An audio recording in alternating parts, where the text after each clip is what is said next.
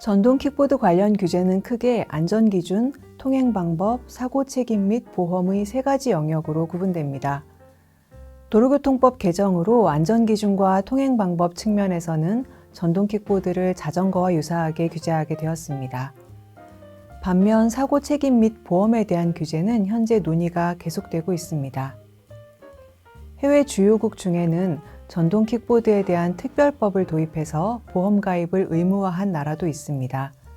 반면 아직까지 특별법을 제정하지 않고 시험 운행을 실시하면서 합리적인 규제 방안을 모색하고 있는 나라들도 있습니다. 이번 시간에는 전동 킥보드 규제에 관한 해외 동향을 살펴보고 보험의 관점에서 특히 고려할 사항이 무엇인지를 생각해 보겠습니다. 독일은 2019년 6월에 전동 킥보드에 관한 특별법인 소형 전기차의 도로교통 참여에 관한 규정을 제정하였습니다. 이 법은 전동 킥보드를 운행 방법 측면에서는 자전거와 안전기준 및 사고책임 측면에서는 자동차와 유사하게 규율하고 있습니다. 통행 방법 측면에서는 운전면허 없이도 만 14세 이상이면 전동 킥보드를 운전할 수 있고 자전거 도로를 주행할 수 있도록 하였습니다. 다만 특별법에서 별도의 규정을 두지 않는 경우에는 자동차에 관한 규제가 전동 킥보드에도 동일하게 적용됩니다. 예를 들어 음주 상태에서 전동 킥보드를 운전한 경우에는 자동차 음주운전과 동일한 처벌을 받게 됩니다. 전동 킥보드도 자동차에 준하는 안전기준을 갖추어야 하고 자동차 보험에도 의무적으로 가입해야 합니다. 자동차 보험에 가입하면 발급되는 보험 스티커를 부착해야만 전동 킥보드를 운전할 수 있습니다.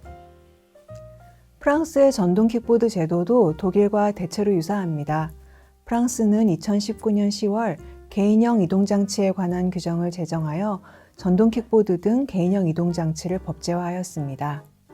프랑스에서도 만 12세 이상이면 운전면허 없이 전동 킥보드를 운전할 수 있고 자전거 도로를 운행할 수 있습니다. 프랑스의 경우 전동 킥보드 보험 가입 의무를 별도로 명시하지는 않았지만 자동차 보험 의무 가입 대상인 자동차의 개념에 전동 킥보드도 포함된다고 해석하고 있습니다. 영국은 전동 킥보드 법제화에 보다 신중한 입장을 취하고 있습니다. 영국에서는 전동 킥보드도 자동차에 해당된다고 보아서 자동차 관련 규제를 모두 준수하지 않는 한 원칙적으로 킥보드 운행이 금지됩니다.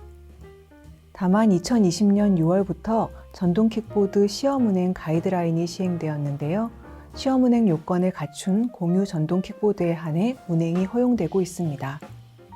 시험 운행에 참여하는 공유 전동 킥보드는 자전거 도로로 운행할 수 있고 공유 업체들은 영국 도로교통법에서 정한 자동차 사고 배상 책임 보험에 의무적으로 가입해야 합니다.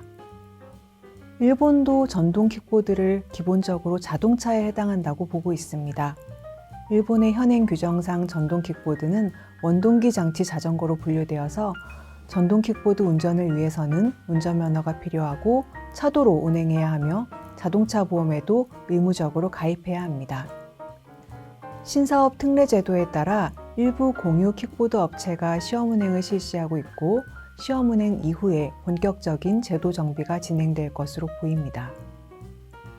미국은 각 주 및 도시별로 별도의 규제를 적용하고 있는데 보험 가입 의무화에 관해서는 논의가 많지 않은 편입니다. 각국의 규제 내용을 간단히 정리하면 다음과 같습니다.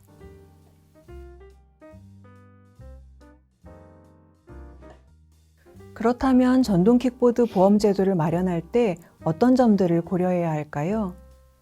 크게 세 가지 사항을 고려해야 할 것으로 보입니다.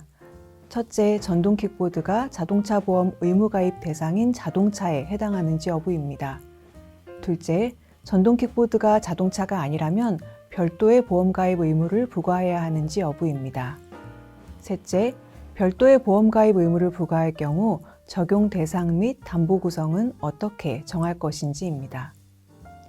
전동 킥보드가 자동차라면 자동차 보험에 의무 가입해야 한다고 보게 됩니다. 독일과 프랑스에서 도입된 특별법들은 이런 입장을 채택해서 자동차 보험 가입을 의무화하고 있습니다. 반면 우리나라에서는 전동 킥보드가 자배법상 자동차에는 해당하지 않는다고 보기 때문에 자동차 보험 가입 의무는 부과되지 않고 있습니다.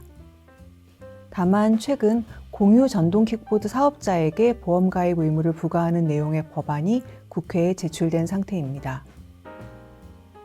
한편 전동 킥보드 보험 가입 의무화가 필요한지에 대해서 최근 영국 교통부에서 실시한 의견조회에서는 보험 가입을 의무화하지 않는 것이 바람직하다는 의견이 다수였습니다. 다수 의견의 주요 논거는 보험 가입 의무화는 전동 킥보드 활성화에 장애가 되고 의무 이행을 확보하기가 어려워 불법적 이용을 양산하게 된다는 점이었습니다. 또한 전동 킥보드 이용자에게 전기 자전거 이용자보다 과중한 비용 부담을 부과하는 것은 부당하다는 점도 지적되었습니다. 전동 킥보드 자체의 성능 및 사고 위험에 대한 실험과 분석도 이어지고 있습니다. 국내에서 실시된 전동 킥보드 주행 실험 및 실차 충돌 실험 결과에 따르면 전동 킥보드의 주행 성능과 충돌 사고에 대한 리스크는 자전거와 비슷한 수준인 것으로 평가되었습니다.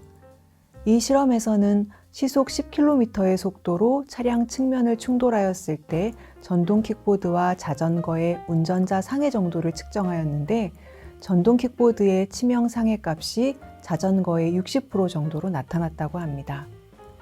한편 국제교통포럼에서 발간한 보고서에 따르면 전동 킥보드 도심 운행 시 사망사고 유발 가능성은 자전거와 유사하고 자동차나 오토바이보다는 낮은 것으로 나타났다고 합니다. 이 보고서는 중량과 속도를 기준으로 전동 킥보드의 등급을 구분해서 경량, 저속 전동 킥보드는 자전거와 유사하게 규율하는 것이 타당하다고 밝혔습니다.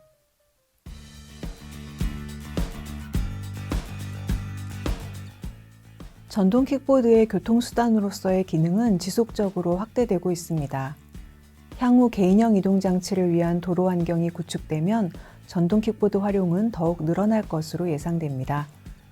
사고 시 보상 방안과 보험제도 정비는 전동 킥보드 이용 활성화를 위한 필수적인 선결과제라고 할 수 있습니다. 따라서 전동 킥보드 보험제도 도입을 위한 논의는 앞으로도 지속될 것으로 보입니다.